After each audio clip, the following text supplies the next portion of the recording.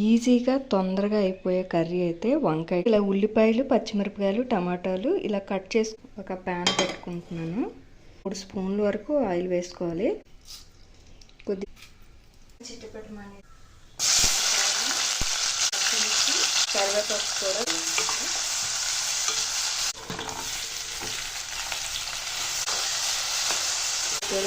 ఇలా కట్ చేసుకుని కొద్దిగా సాల్ట్ యాడ్ చేసుకోవాలి. 2 మినిట్స్ తర్వాత టమాటాలు కొద్దిగా మళ్ళీ కలుపుకోవాలి. మళ్ళీ మాడిపోతాయి చూసుకోవాలి. టమాటాలు ఉడికేయలేదు చూద్దాము. చూసారా, టమాటాలు అయితే చక్కగా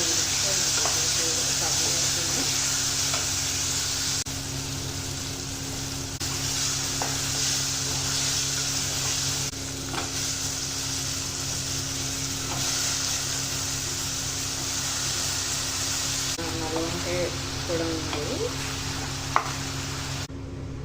2 మినిట్స్ అయినాక మళ్ళీ మూత తీసుకొని కొద్దిగా కలుపుకోవాలి.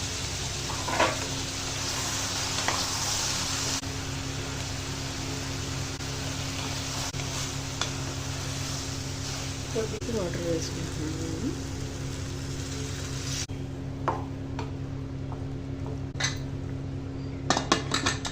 ఒక విజిల్ వచ్చే వరకు కుక్కర్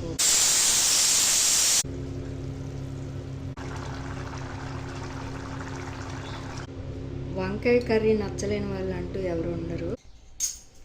ఈ వంకాయ కర్రీ ఇష్టపడిన వాళ్ళు కూడా కొంతమంది ఉంటారు, ఇష్టపడిన వాళ్ళు కూడా కొంతమంది.